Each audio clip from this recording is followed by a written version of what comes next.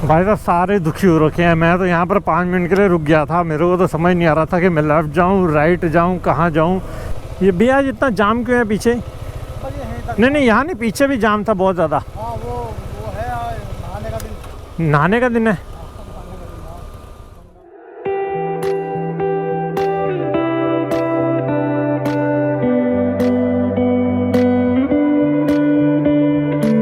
तो ये एक अलग सीन है यहाँ पर। मैंने आगे ध्यान नहीं दिया, ट्रक आ रहा था, मुझे वापस थोड़ा पीछे लेना पड़ेगा। So hello everyone, how are you? This is Ankit and welcome back to the channel once again. So guys, सबसे पहले मैं आपको बता दूं कि ये जो है हमारी नई सीरीज स्टार्ट हो चुकी है और ये मेरी third back to back series है। पहले हम लद्दाख गए, उसके बाद अभी मैं recently other side of Kashmir होके आया और अब मैं निकल रहा हूँ अपनी नेक्स्ट राइड के लिए, जो मैं बोल सकता हूँ इंटरनेशनल राइड है। Yes, I am going to Nepal. और सबसे पहले मैं आपको बताऊं कि मेरा जो प्लान था वो नेपाल का बिल्कुल भी नहीं था। मैं परसों तक किसी और आइटनरी को पूरे और मेरे प्लान से मैं बस सब कुछ होके मैं तैयार हो ही गया था, लेकिन मुझे कल इन्फॉर्मेशन लगी कि नेपाल के जो है बॉर्डर्स खुल चुके हैं इंडियन व्हीकल्स के लिए।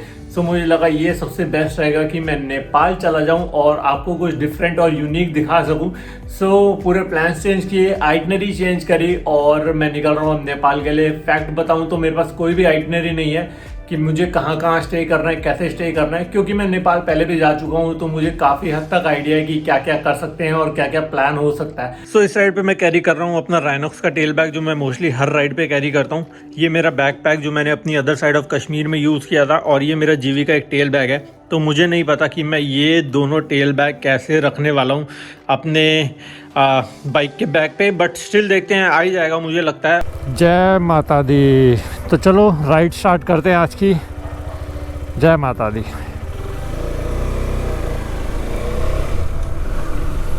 तो सबसे पहले मैं अगर आपको टाइम बताऊं तो 5:45 हो चुके हैं और ये मेरे लिए बहुत अनयूजुअल टाइम है घर से निकलने का। यूजुअली मैं 4 साढ़े 4 बजे निकल जाता हूं जब भी मेरी राइड होती है। और एक और चीज़ आप लोगों को लग रहा होगा, ये मेरी सोलो राइड है, ग्रुप राइड है, फ्रेंड्स के साथ जा रहा हूँ, तो क्लियर कर देता हूँ ये मेरी सोलो राइड है। इस राइड के बारे में मैंने किसी के साथ शेयर ही नहीं किया क्योंकि ये plan he all of a sudden बना, तो किसी से बात करने का मौका नहीं लगा और मैं सोलो ही निकल गया हूँ अपनी इंटरनेशनल राइड के लिए।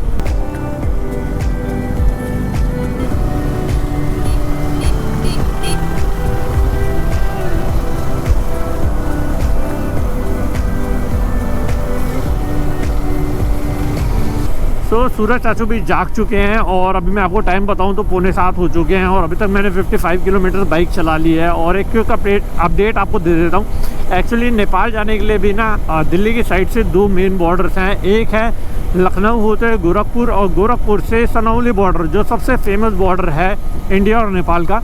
दूसरा है यूपी से उत्तराखंड में एंट्री और उत्तराखंड से नेपाल में एंट्री।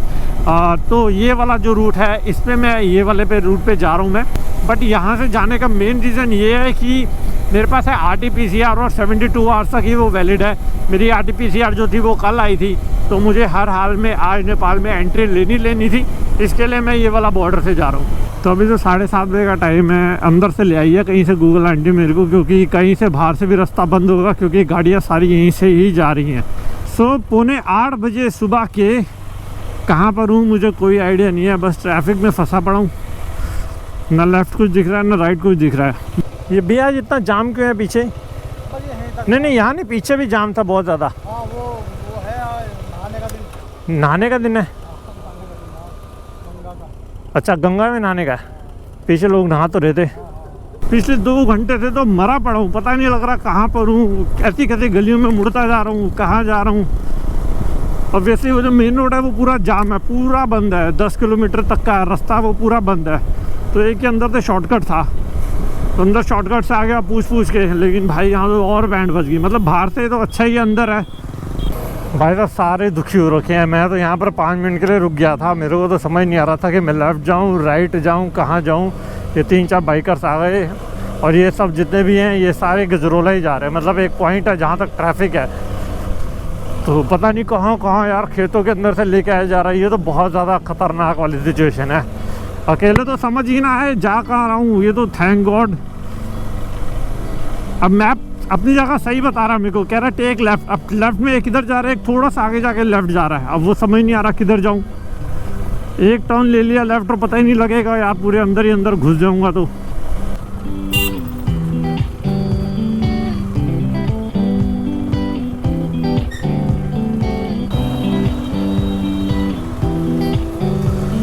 मैंने कई बार अपने व्लॉग में बोला है कि यार एक्चुअली मेरी बैंड बज गई है, बट एक्चुअली बता रहा हूँ आज से पहले कभी भी इतनी बुरी तरह से बैंड नहीं बजी जो मेरी आज बजी है। मैं लगभग निकला था 5:30 घर से और अभी 10 बज गए हैं, 4 घंटे से ऊपर हो चुका है लगभग। और मैं सिर्फ ट्रैफिक में बाइक चला रहा था। एक समय ऐसा आया था, मुझे ऐसा लगा कि मुझे घर वापस चले जाना चाहिए, कल दोबारा आना चाहिए, क्योंकि आज कोई फेस्टिवल है, पता नहीं क्या है, जिस वजह से इतना ज़्यादा ट्रैफिक लग गया था। और अभी तक खाली मैंने 150 किलोमीटर कवर किए हैं और अभी भी मुझे लगभग 250-250 किलोमीटर जाना है। So let's hope, let's pray कि आगे ट्रैफिक ना मिले। चार्ली को रेस्ट की बहुत ज़रूरत थी, मुझे बहुत रेस्ट की ज़रूरत थी, तो एक पेट्रोल पंप पे यहीं पर ही रुका और थोड़ी देर रेस्ट किया, पानी वानी पिया। एंड आई होप आगे यार फिर ये सब चीज़ें ना हो, क्योंकि पहला दिन ही अगर इतना हेक्टिक हो जाएगा ना तो आगे की राइड ज़्यादा प्रॉब्लमेटिक हो जाएगी। तो बस यहाँ से भी निकलते हैं, देखते हैं क्या ही देखते हैं, बस यहाँ से निकलते हैं पहले। ऐसी सिचुएशन में बाइक चला के बहुत ज़्यादा फ्रस्ट्रेशन हो गई थी, बहुत ज़्यादा इरिटेशन हो रही थी जैसे ट्रैफिक था। लकीली ट्रैफिक बिल्कुल साफ़ है, गूगल मैप्स के अकॉर्डिंग भी अब कोई ट्रैफिक नहीं है खास आगे। और एक और बाइकर भी मेरे को दिख गया जो मेरे से आगे चल रहा है, बट मैंने इनसे पूछा कि कहाँ जा रहे हो आप, तो वो शायद मुरादाबाद तक जा रहे हैं कह रहे हैं। मुझे लगा शायद ये भी नेपाल ही जा रहे होंगे, क्योंकि जिस हिसाब से लगेज है, जिस हिसाब से प्रिपरेशन मुझे दिख रही है ना, मुझे लगा भाई ये नेपाल का ही रूट हो सकता है। यहाँ से इस समय कहाँ ही जाएगा बंदा, क्योंकि दिल्ली की गाड़ी है, यूपी से उत्तराखंड होते हुए सीधा नेपाल का ही मुझे पहले लगा, बट नहीं। तो चार्ली को लग गई है भूख, मेरे को भी भूख लगी है। अभी देखते हैं, अपने लिए भी कुछ इंतज़ाम करना पड़ेगा भाई, और इसका पहले पेट भर देते हैं। इंडिया में लास्ट बार इसका पेट भरते हैं, उसके बाद नेपाल में भरेंगे इसका पेट। भैया कौन सी जगह एग्जैक्ट? ये अभी रामपुर में ही है। रामपुर स्टेट। रामपुर? रुद्रपुर कितना दूर है? रुद्रपुर 3 किलोमीटर। 3 किलोमीटर। भैया ये बॉर्डर है वो किधर है नेपाल के लिए? नेपाल बॉर्डर इधर से है? नेपाल जाना? हाँ। गूगल आंटी ना वही बात है ना, बेकार में कहते take left and then take right. Left पहले ये दिखाया फिर राइट। बेवकूफ़ बनाती है गूगल आंटी। तो आज इसने मेरे को बहुत घुमाया गूगल ने, वो तो कोई पूछने वाला था नहीं, इसलिए मैं यूज़ कर लिया। I hate Google aunty. अभी मेरे कान में बोल रही है गलत जा रहा हूँ। भैया नेपाल के लिए है ना?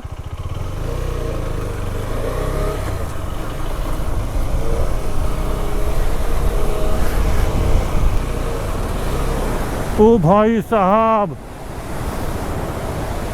हो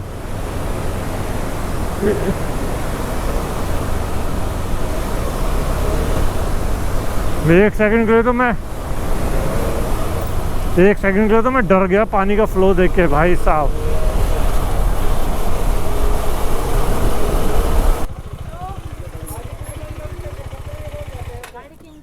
नहीं, हाँ जी। अच्छा, कुतुब मीनार बना हुआ है ये मध्य प्रदेश का बना हुआ है। सांची स्तूपा मध्य प्रदेश का। बद्रीनाथ धाम बना हुआ है, ओम पर्वत बना हुआ है और उत्तराखंड का राज्य बना पड़ा है। ये राजस्थान बना हुआ है, वो ताजमहल बना हुआ है, वो केदारनाथ बना हुआ है, वो आदि कैलाश बना हुआ है। ओहो अच्छा, ये तो मैंने अभी देखा है। फिर इंडिया के साइड पे ये सारा बना हुआ है।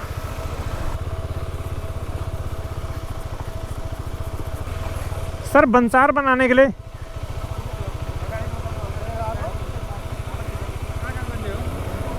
बंसार गाड़ी वहाँ रखो, डॉक्यूमेंट दिखाओ।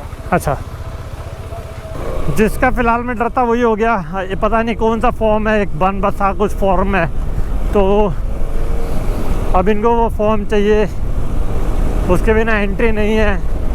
बाकी RT-PCR हो गया, कोई बात नहीं, RT-PCR टेस्ट है मेरे पास। फिर बोले कि आपके पास वैक्सीन का है, तो वैक्सीन मेरी एक लगी है फ़िलहाल में, अभी दूसरे का भी टाइम लगना है मेरे को, अभी अक्टूबर एंड में लगेगी। अब मेरे को 6 किलोमीटर पीछे जाना है बनबासा, वहाँ से फॉर्म, एक साइबर कैफ़े से फॉर्म निकलवाना है, क्योंकि यहाँ इंटरनेट नहीं है। फॉर्म निकलवा के फॉर्म फिल करके वापस इनको देना है, तब जाके मेरा बंसार बनेगा। वो फॉर्म भरना था एक, वो नेपाल में एंट्री करने के लिए। CC form? हाँ CMC पास बनाना है। हाँ। सो गाइस फाइनली जो मेरा काम था वो हो चुका है और मैं यहाँ पर बता दूँ ये है होटल रोटेला। तो यहाँ पर अपना काम हो जाता है। तो यहाँ पर RT-PCR की मैंने जो है फ़ोटो कॉपी करवा ली है, जो इन्होंने मेरे को फॉर्म भरने को बोला था। लकीली सारी मार्केट बंद है तो इन्होंने मेरा काम कर दिया है, तो वो भी मेरा काम हो चुका है। तो अब वापस जाएंगे हम वहीं पर ही चेक पोस्ट पर और उनको अपने डॉक्यूमेंट्स देंगे। इसमें मेरी एक्चुअली डिटेल्स है इसलिए उल्टा कर रहा हूँ। तो ये डॉक्यूमेंट्स देंगे और फिर देखते हैं आगे क्या प्रोसीजर होता है। सो ऑफिशियली अगर बोलूँ तो मेरी नेपाल में एंट्री हो चुकी है।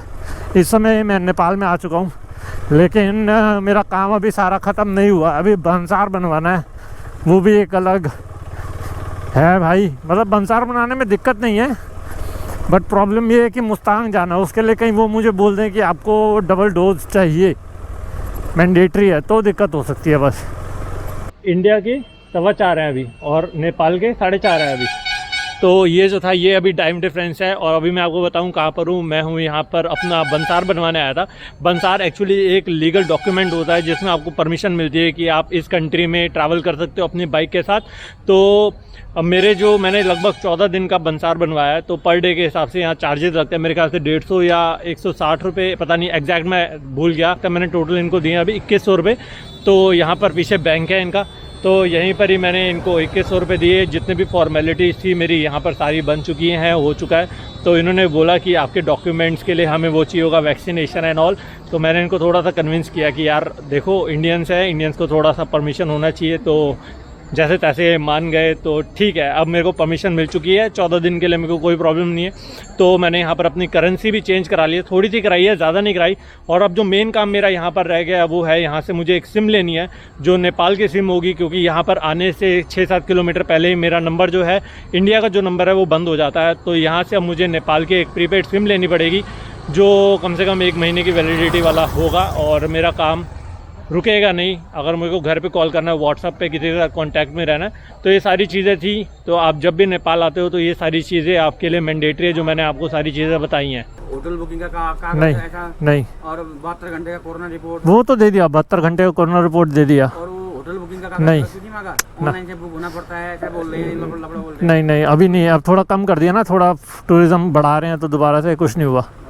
थोड़े दिन में तो हटा देंगे। आप हटा देंगे, धीरे धीरे हटा देंगे ना बस। तो गाइस अभी मैं भैया की शॉप पे आया हूँ और यहाँ पर अपने लिए एक एनसेल की सिम ले रहा हूँ। तो उसके लिए आपको अपना आधार कार्ड देना पड़ता है और फ़ोटो चाहिए। फ़ोटो मैंने दे दिया, आधार कार्ड दे दिया। अब ये फॉर्म फिल कर देंगे मेरा। साथ में एनसेल की सिम है, 75 रुपीज़ की है ना, इंडियन 75 रुपीज़ की सिम मिल जाएगी और 500 रुपये का रिचार्ज करा दूँगा, जिसमें मेरे को 10 GB इंटरनेट का डाटा मिलेगा। कॉलिंग का नहीं है, इंटरनेट का है। तो ये चीज़ें बहुत मैंडेटरी हैं, तो ये कर रहे हैं जी। बंसर पोखरा, हाँ फ्रॉम इंडिया। यस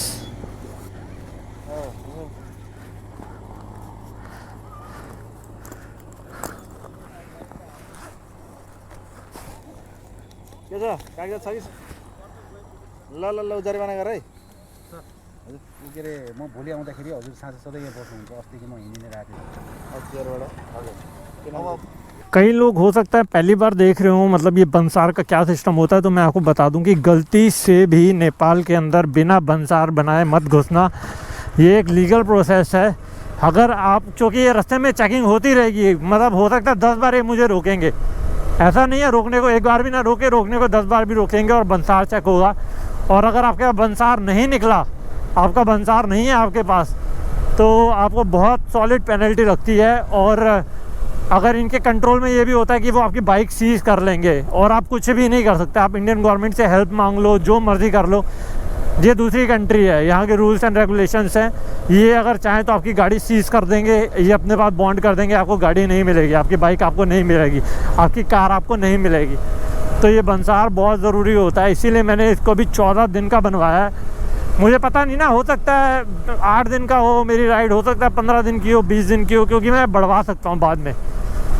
अब राइड के बीच में कैसे बढ़वाऊँगा, मैं किसी जगह पे हूँ, कुछ भी कर रहा हूँ, तो इस बेटर कि मैंने 14 दिन का बनवा दिया। तो ये एक बहुत ज़रूरी आपके लिए इन्फॉर्मेशन है। बंसार ज़रूर बनवाना, ऐसे मत घुस जाना बिना बंसार के नेपाल के अंदर।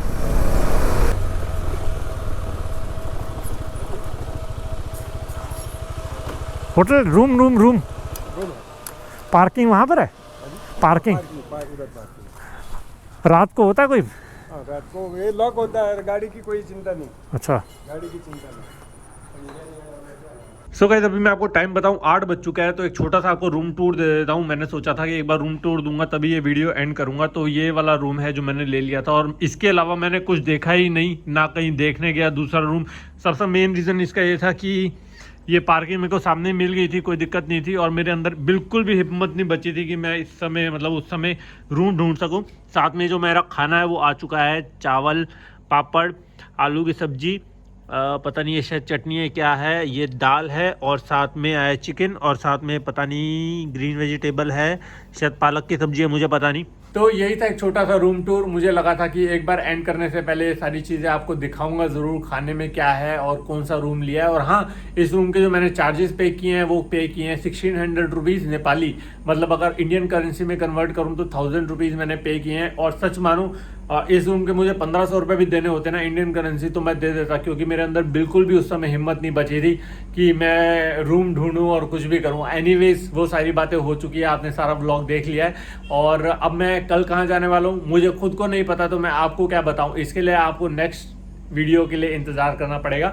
आई होप आपको ये वीडियो पसंद आया होगा। पसंद आया तो लाइक ज़रूर कर देना, चैनल पे नए हो तो सब्सक्राइब कर देना, और अभी तक बेल आइकन नहीं दबाई तो वो भी दबा देना। तो चलो गाइज, मिलता हूँ आपसे नेक्स्ट व्लॉग में। Till then ride hard, ride safe. This is me dream chaser signing off from Mahendranagar, Nepal. Bye bye.